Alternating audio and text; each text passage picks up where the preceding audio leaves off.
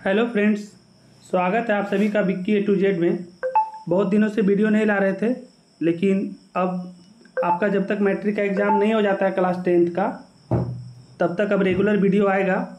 और आप लोग अपने सब्जेक्ट के हिसाब से कमेंट भी करिएगा जिस सब्जेक्ट में आपको जानना होगा, जो टॉपिक जानना होगा।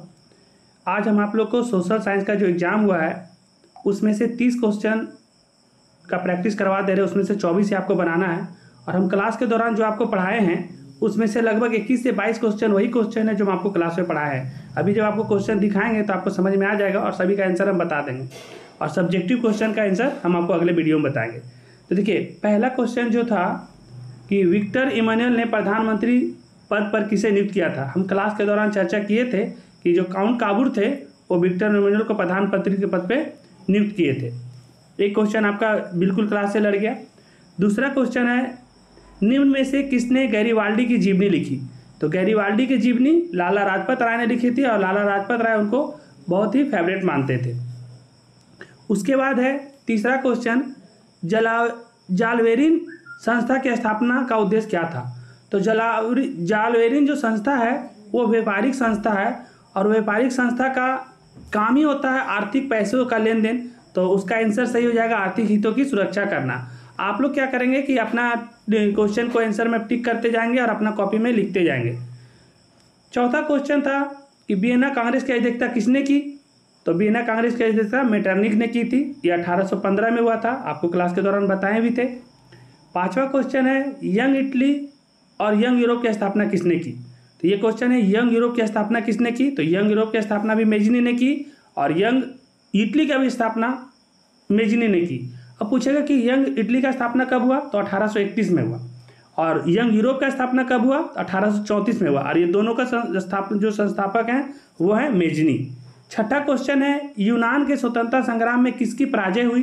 तो यूनान के स्वतंत्रता संग्राम में तुर्की की पराजय हुई थी। सातवां क्वेश्चन है, किस संधि के साथ जर्मनी का एकीकरण पूरा हुआ। तो इसमें 4 ऑप्शन दिया हुआ है, हम आपको बताए भी थे कि 1870-71 में फ्रैंकफर्ट की संधि हुई थी और उसमें जर्मनी का एकीकरण हुआ था। ये 7 क्वेश्चन हो गया। ये 7 क्वेश्चन आपके क्लास में चर्चा किया हुआ था। अब इसके बाद जो 8वां क्वेश्चन आ रहा है, देखते कि हम लोग क्लास में चर्चा किए थे कि नहीं। बोहेमिया किसके शासन के अंतर्गत था। तो बोहेमिया जो है वो ऑस्ट्रिया के अंदर मतलब कि अंतर्गत था। ये शायद हम क्लास में चर्चा किए हैं, कुछ लोग जान रहे होंगे तो समझ जाएंगे। 9वां क्वेश्चन है कि किस निम्न में से किसने अपने देश में अनिवार्य सैन्य सेवा लागू की। तो ये क्वेश्चन हम क्लास में चर्चा नहीं किए थे, इसको छोड़ देते हैं। 9 में से 8 क्वेश्चन आपका हो गया। देखते हैं टोटल हम लोग कितना क्लास में जो चर्चा किए हैं। निम्न में से क्या मानव विकास सूचकांक HDI का सूचक नहीं है। बोला कि कौन सा नहीं है। जीवन आशा लाइफ एक्सपीरियंसी है, शिशु मृत्यु दर है, शिक्षा प्राप्ति का स्तर है, प्रति व्यक्ति आय, ये इसमें नहीं आता है। तो इसका आंसर बी हो जाएगा। 10 का आंसर बी हो जाएगा। 11 नंबर क्वेश्चन है, HDI कौन जारी करता है। तो HDI जो जारी करने वाला संस्था है UNDP। 11 का भी आंसर बी हो जाएगा। उसके बाद क्वेश्चन नंबर 12, 11वीं पंचवर्षीय योजना का अवधि क्या थी। तो 11वीं पंचवर्षीय का अवधि पूछ रही है। तो 11वीं पंचवर्षीय का अवधि 2007 से 2012 है। लेकिन अगर आपसे कभी पूछ लिया जाए कि पहली पंचवर्षीय योजना क्या थी, जो साल में मतलब कि 5 साल के लिए आती थी, तो पहले ही थी 1951 से 1956। लेकिन ये पूछिए 11वीं, तो 11वीं थी 2007 से 2012, मतलब 12 का आंसर डी होगा। 13 नंबर क्वेश्चन है, कीमत तंत्र के आधार पर किस अर्थव्यवस्था में आर्थिक निर्णय लिए जाते हैं। वैसे तो हम आपको इसमें क्लास के दौरान ये चर्चा नहीं किए हैं, तो इसको छोड़ देते हैं। हम अभी तक 2 क्वेश्चन छोड़ चुके हैं। 13 में से 2 का आंसर नहीं दिए, 11 का आंसर दे चुके हैं। क्वेश्चन नंबर 14, भारत के सकल घरेलू उत्पाद में निम्नलिखित में से किस क्षेत्र का योगदान सर्वाधिक है। तो देखिए, हम क्लास के दौरान ये चर्चा किए हैं कि भारत के सकल मतलब GDP में सबसे ज़्यादा योगदान किसका है। तो सबसे ज़्यादा योगदान आज के टाइम में सेवा क्षेत्र का है। और पूछेगा आपसे कि 3 क्षेत्र होते हैं हम लोग का, जैसे कि प्राथमिक सेक्टर, द्वितीय सेक्टर, तृतीय सेक्टर। तो प्राथमिक में कृषि आता है, और द्वितीयक में औद्योगिक मतलब कि कल कारखाना ये सब औद्योगिक क्षेत्र आता है, और तीसरा क्षेत्र है सेवा का क्षेत्र, जो आज के टाइम में GDP में काफ़ी ज़्यादा योगदान निभा रही है। तो 14 का आंसर सी लगा सकते हैं। 15 नंबर क्वेश्चन का आंसर कि निर्माण कार्य किस क्षेत्र का हिस्सा है। तो देखिए, निर्माण कार्य अभी हम बताए थे आपको कि जितना भी उद्योग धंधा ये सब होता है सब निर्माण के अंदर आता है। तो वो आपका द्वितीय सेक्टर में होता है। पहला सेक्टर में तो आप जान गए कि कृषि ये सब होता है। और निर्माणी सब दूसरा में और तीसरा में सेवा क्षेत्र।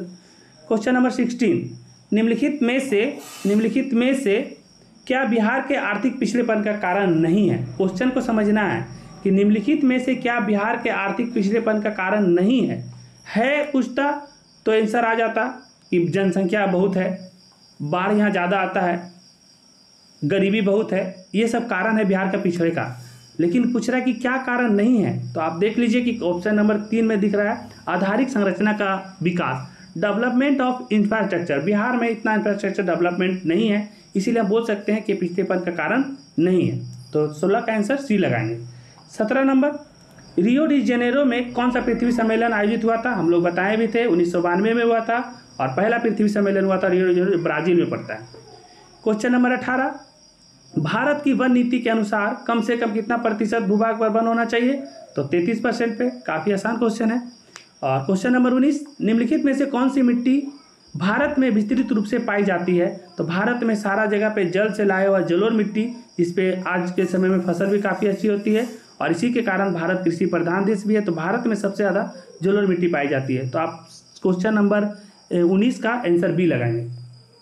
और उसके बाद अभी तक 19 में हम आपको सिर्फ 2 ही क्वेश्चन का आंसर नहीं बताएं, मतलब कि आपको 19 में से 17 क्वेश्चन वही आया है जो हम आपको क्लास में पढ़ाए हैं। हम कोई भी क्वेश्चन को टिक भी नहीं कर रहे इसलिए क्योंकि हम जितना पढ़ाएं लगभग वही है, तो डायरेक्ट आपको याद है और जिनको नहीं याद है वो अपना लिख लेंगे कॉपी में। क्वेश्चन नंबर 20, कपास की खेती के लिए कौन सी मृदा उपयोग है। कपास की खेती के लिए काली मृदा, जिसको हम लोग रेगुन मृदा भी बोलते हैं, तो बी हो जाएगा आंसर 20 का। क्वेश्चन नंबर 21, पंजाब में भूमि ह्रास का मुख्य कारण क्या है। देखिए पंजाब का जो भूमि है उसमें उसकी शक्ति कैसे कम होती है, हम क्लास में चर्चा किए थे। तो वहाँ अत्यधिक सिंचाई होता है। क्या होता है, बहुत ही ज़्यादा सिंचाई होने के कारण पंजाब का जो भूमि है उसका मुख्य कारण है ह्रास होने का। तो 21 का आंसर आप सी लगाएंगे। अभी तक 21 में आपको सिर्फ 2 क्वेश्चन का आंसर नहीं मिला, 19 का आंसर मिल चुका है। क्वेश्चन नंबर 22, विकास की जिस प्रक्रिया में समाज के सभी वर्गों का जीवन स्तर ऊंचा हो जाए वो कहलाती है। तो ये वाला हम आपको नहीं पढ़ाए हैं, लेकिन ऐसे इसमें से अगर आंसर आप जानना चाहें तो समावेशी विकास, मतलब जिसमें सबका विकास हो, इंक्लूसिव ग्रोथ, और जिसमें सबका शिक्षा का बात होता है उसको बोलते हैं इंक्लूसिव एजुकेशन। तो आप 22 का आंसर डी लगा सकते हैं। क्वेश्चन नंबर 23, भारत में सर्वप्रथम मानव विकास रिपोर्ट कब जारी की गई। तो सबसे पहले जारी की गई थी शायद 2002 में, लेकिन हम ये क्लास में चर्चा नहीं किए तो इसको छोड़ देते हैं, ये तीसरा क्वेश्चन छूट गया। क्वेश्चन नंबर 24, कृषि कार्य के लिए भारत में कौन सी मिट्टी सबसे उपयुक्त मानी जाती है, अभी बताएं जलोढ़ मिट्टी। क्वेश्चन नंबर 25, मार्टिन लूथर ने किसका विरोध किया था। वैसे तो ये चर्चा की है हम क्लास में कि ये रंग भेद का विरोधी थे, जिसमें महात्मा गांधी भी इसमें आते हैं। क्वेश्चन नंबर 26, संविधान का अनुच्छेद 19 किससे संबंधित है।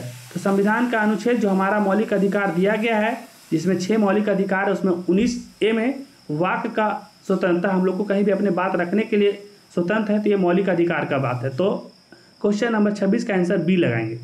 क्वेश्चन नंबर 27, इंग्लैंड में महिलाओं को वोट देने का अधिकार कब मिला। तो इंग्लैंड में वोट देने का अधिकार शायद 1918 में मिला, लेकिन हम इसको क्लास में चर्चा नहीं की थी, इसको छोड़ देते हैं। 4 क्वेश्चन आपका छूट चुका है अभी तक।